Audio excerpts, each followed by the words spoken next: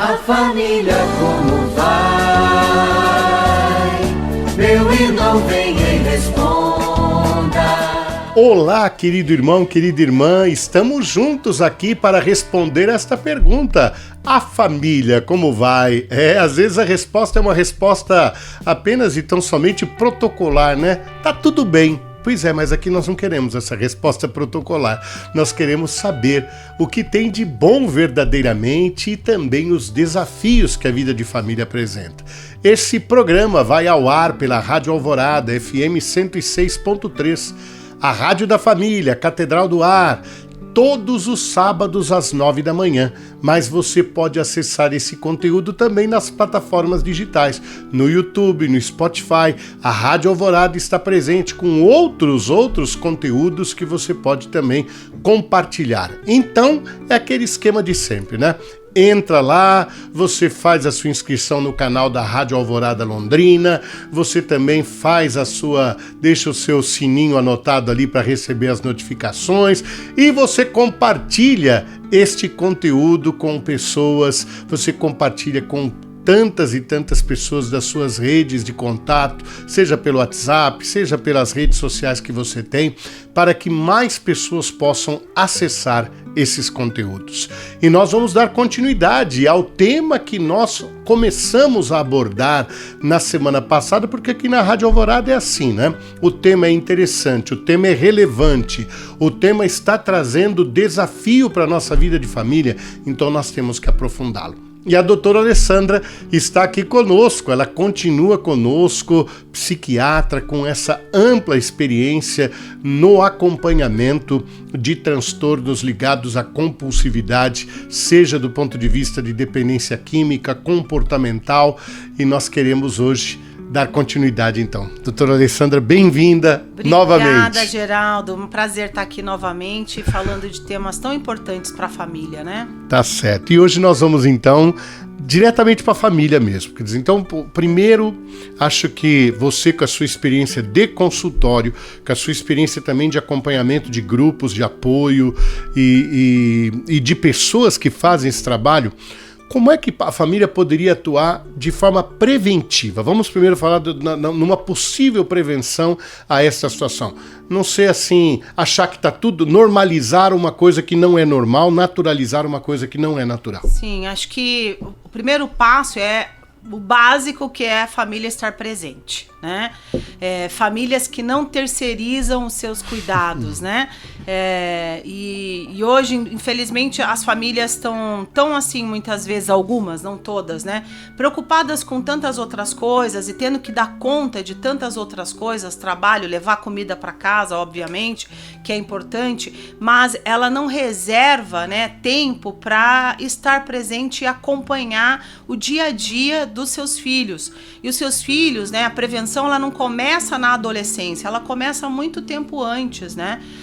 Então, com os jogos principalmente, alguns valores são embutidos hoje, e a gente tem visto através dos estudos e na clínica, que é aquela questão do eu prefiro ter do que ser, né? Então, eu parecer ser legal na internet, eu ter um Porsche. Então, tô me lembrando aqui de um paciente, eu falei Porsche porque esse garoto que eu atendo, ele literalmente ganhou um Porsche.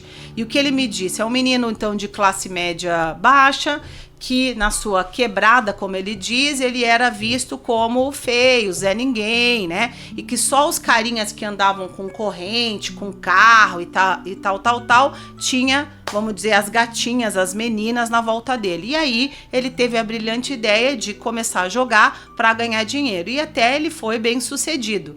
E nisso ele começou a ostentar exatamente essa figura, essa persona do cara que tem dinheiro e que é visto e é valorizado pelo que ele aparenta ser.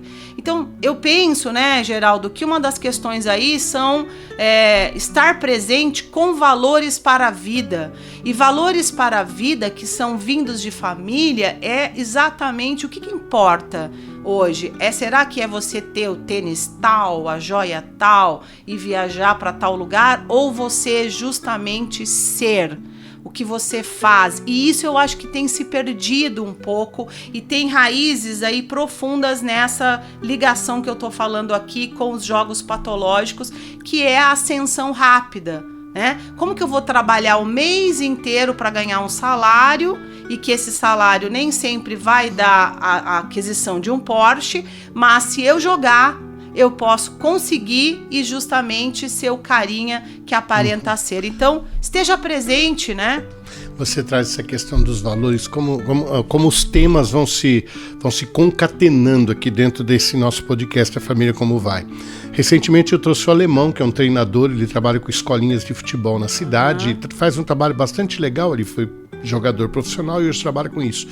E ele lançou um livro junto com outro rapaz, Formar ou Vencer.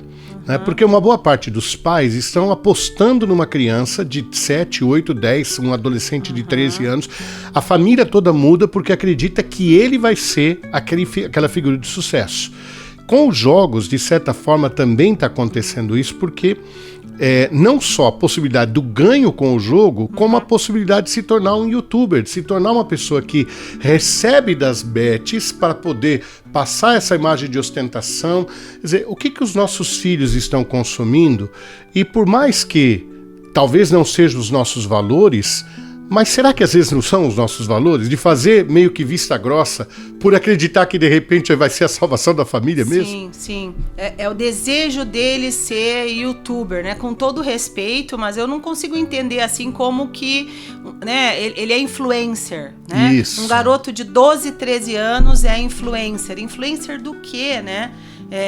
Que vivência ele tem para poder influenciar outras pessoas a consumirem. É isso que tá ligado, né, ao jogo hoje, que é o consumismo, a ascensão rápida, né?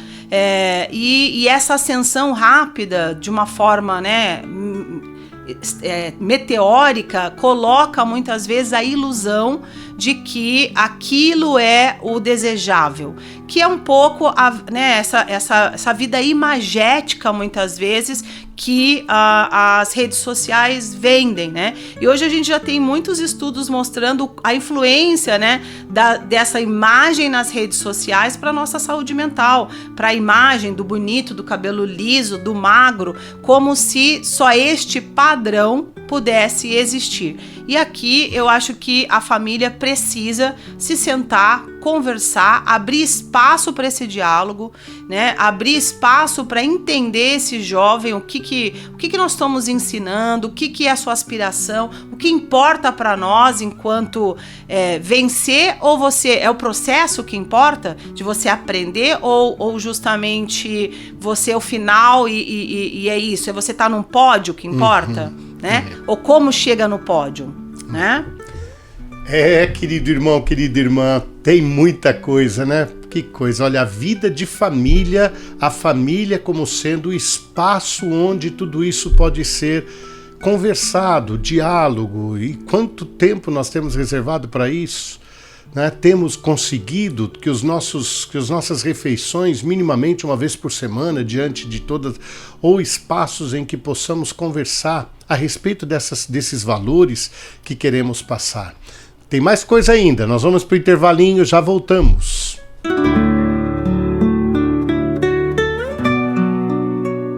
Estamos aqui pela Rádio Alvorada, novamente, continuando com esse nosso programa A Família Como Vai, com esse podcast que você pode compartilhar também aí e acessar no horário que você quiser, né? Até essa facilidade, de repente está aí lavando uma louça, limpando a casa, ou simplesmente se deslocando numa viagem, ou caminhando e ouvindo um conteúdo relevante e podendo compartilhar, inclusive. E nós estamos aqui com a doutora Alessandra, abordando o tema da dependência de um modo geral, mas especificamente essa febre que nós estamos vivendo hoje, que é os jogos, seja, nem estamos falando muito dos jogos online, estamos falando mais das apostas, né? Teríamos aí, já fica até o convite para outros temas que nós podemos abordar aqui, porque de fato a doutora Alessandra se especializou em vários desses temas ligados à dependência. Bom, no bloco passado nós falávamos a respeito da família atuando preventivamente no que diz respeito aos valores, no que diz respeito a acompanhar aquilo que acontece na vida dos seus filhos. Mas agora nós vamos para o trabalho de acompanhamento. A situação está lá, está instalada, seja com jogos, seja com, de repente, a descoberta de uma dívida, a descoberta de uma verdade que foi revelada, de repente, num momento angustiante. Como é que fica, doutora Alessandra, o trabalho da família a partir daí? Olha, esse é um trabalho que requer uma equipe interdisciplinar, ou seja, são vários profissionais que vão trabalhar em conjunto, né, neste caso, fazendo um projeto terapêutico para essa pessoa, mediante as suas necessidades e as suas vulnerabilidades e os agravos, né? A família precisa buscar grupos de mútua ajuda para si e para o portador de jogo, então os jogadores anônimos, o Game Anon para a família, e também buscar profissionais especializados nessa área, no caso o psicólogo, o psiquiatra, os CAPs, na verdade, eles estão agora no momento, né, que é o Centro de Atenção Psicossocial em álcool e drogas, também lidando com o jogo, porque hoje o jogo é a terceira demanda mais buscada na rede pública, perdendo só para álcool e para tabaco. Então o Ministério da Saúde fez aí um programa online para capacitar esses profissionais, mas eu acredito que ainda não deu tempo deles estarem totalmente preparados, porque existe uma especificidade diferente aí para tratar jogos, né? Então, além de buscar um psicólogo, buscar um psiquiatra, e a família vai aprender com esses profissionais e nos grupos de mútua ajuda que existem inclusive mecanismos de barreiras físicas, de você instalar aplicativos no celular e nos aparelhos eletrônicos do seu filho, do seu ente querido que está com problema com jogos, para rastrear as apostas e bloquear as apostas. Então, o governo brasileiro também já fez aquelas que é legalizada, utilizando um CPF, o seu CPF vai bloquear essas apostas, mas nós sabemos que existem casas físicas também, então o limite do financeiro é super importante, tá? A monitoração, né, de abrir o jogo literalmente da sua vida financeira, que é dolorido para essas pessoas, porque elas se sentem invadidas. Como assim? Eu sou um cara de 50 anos que agora eu vou ter que dar o meu cartão de crédito para minha esposa cuidar? Sim, porque você, né, usou o limite, está devendo, e existem pessoas, inclusive, né, Geraldo, que a gente encaminha para fazer, inclusive, uma restrição, né, de uma interdição dessa pessoa. Ela não vai poder juridicamente, porque ela né, vamos dizer, ela acaba entrando no patrimônio da família, empenhorando terra, empenhorando casa, né, vendendo, ou seja, o lugar que você mora tá lá empenhorado por conta de uma dívida de jogo, né, e as famílias vão literalmente à pobreza, né. Então, acordar para o problema, buscar ajuda, pedir ajuda é o primeiro passo. A vergonha, como a gente disse no bloco anterior, não vai te ajudar a sair desse lugar, né?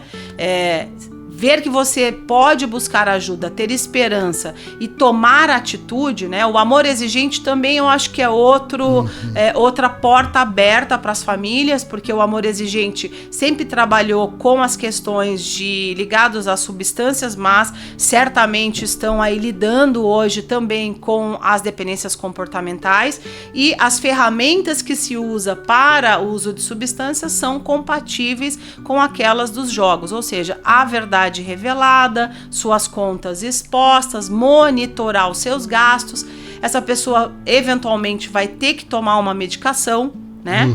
E a psicoterapia. Ou terapia de casal, às vezes é necessário, porque a relação em função do jogo se agravou muito, né? E essa pessoa só se comunica através de violência, de grito, de berro, né? Então, isso, sem dúvida, né, impacta uma família toda.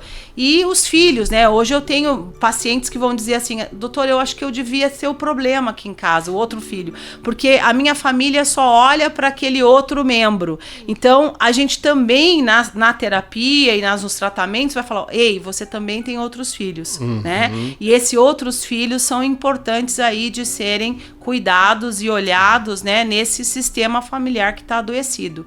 É interessante isso que você está trazendo. Eu queria destacar duas coisas. Primeiro, isso que você falou, os invisíveis. Aqueles que vão deixando, quer dizer, aquele que se tornou o problema, entre aspas, ele passa a monopolizar, digamos, todas as ações da família e os outros vão ficando invisíveis e se anulando muitas vezes diante do que está acontecendo.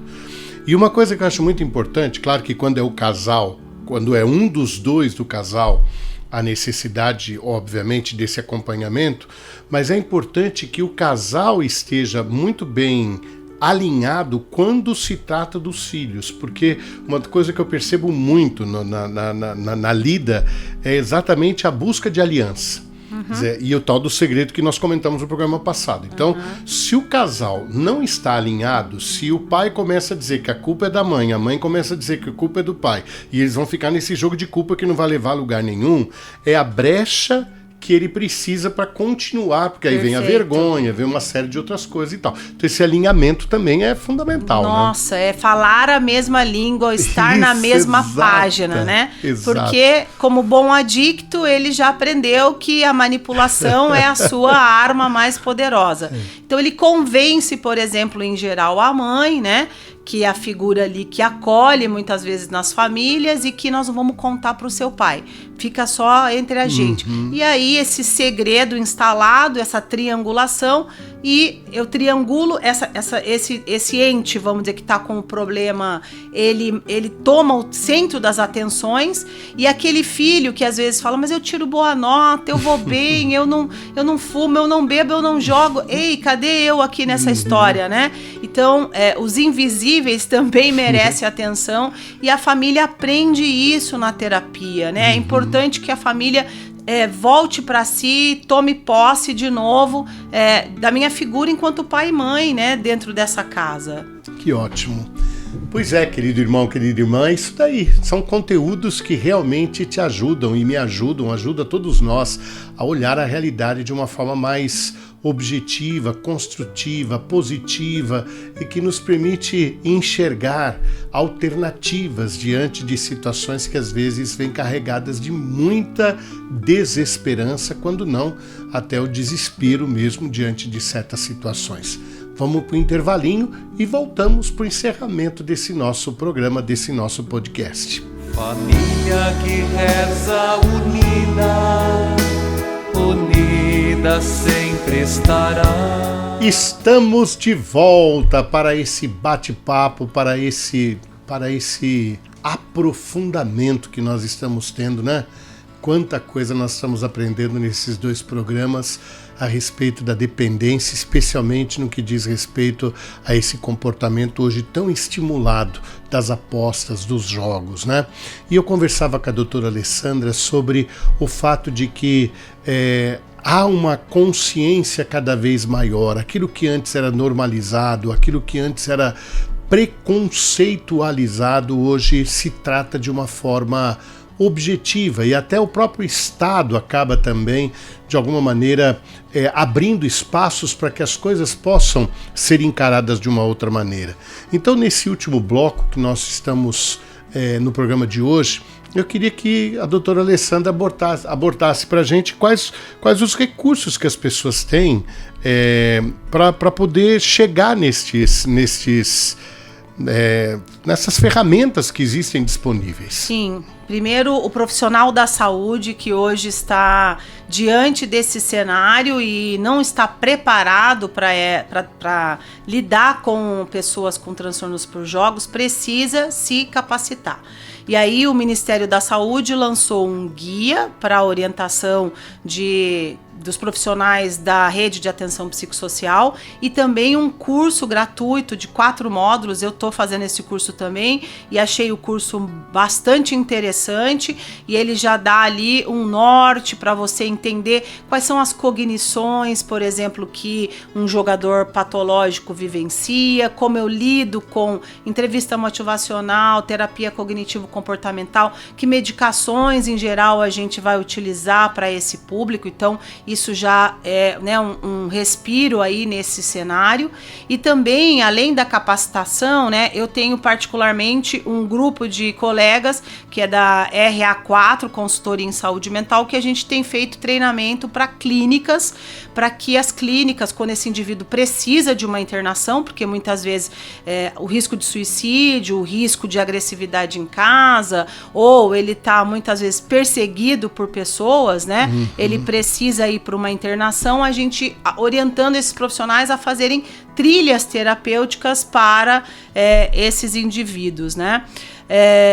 Creio que essas são as ferramentas. Nós também falamos dos grupos de mútua ajuda, né, que são importantes. São Paulo, por exemplo, esse grupo ele já é bastante consolidado, Rio de Janeiro também. No Paraná nós temos 3 grupos só, que é Maringá, Londrina e Guarapuava. O objetivo é que a gente apoie os jogadores anônimos para que mais grupos saiam por outros municípios do Paraná, que é, né, um estado bastante grande e que também tem problemas consideráveis. Aliás, a região sul do Brasil, né, que é Paraná, Santa Catarina e Rio Grande do Sul, é onde tem a maior prevalência de jogadores perante o resto do país. Então isso já é um sinal que nós temos que investir aí, obviamente, e apoiar jogadores anônimos. Interessante, né, Geraldo, que os jogadores anônimos, eles trabalham não com fichas igual Narcóticos Anônimos e Alcoólicos Anônimos. Então, quando você está 1 ano, 1 mês, 6 meses em recuperação, você ganha uma ficha. Nos jogadores anônimos, eles não usam ficha, porque ficha remete ao jogo, né? Então, basicamente, se usa um chaveiro, que eu achei isso muito interessante, porque para não gerar gatilhos, né? As clínicas também têm que entender que bingo talvez não é uma coisa que eu vou poder fazer lá dentro. Acho também que, além do tratamento, além da especialização, da capacitação, nós vamos precisar, obviamente, seguir trabalhando em advocacy para que o Estado reveja, de certa forma, esse passo que foi dado, e essa regulamentação precisa ser mais rígida. Estão abrindo, obviamente, casas físicas, né, de apostas. Londrina já tem, tá lá o 18 anos proibido, mas a gente sabe que adolescentes entram, né? Com carteira de identidade falsa, ou eles não pedem muitas vezes a sua carteira de identidade. Então, é proteger aqueles mais vulneráveis, e eu não tenho dúvida que adolescentes são mais vulneráveis. E essa população merece ser protegida, com certeza. A outra, eu creio que são os idosos. Né?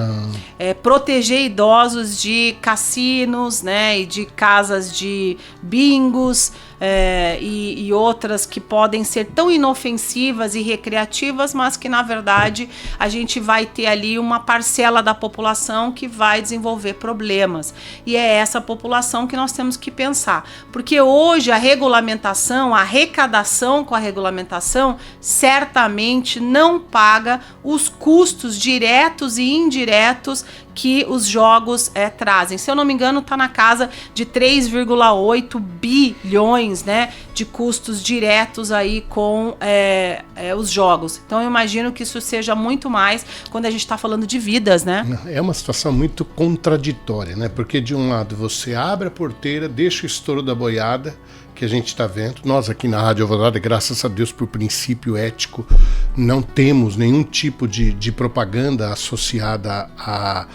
a isso, mas não tem como hoje. Imagino que até as próprias empresas não conseguem se manter, ou não vislumbram. Não é que não conseguem se manter, porque a criatividade existe, mas pensando no mercado de algo que realmente movimenta muito.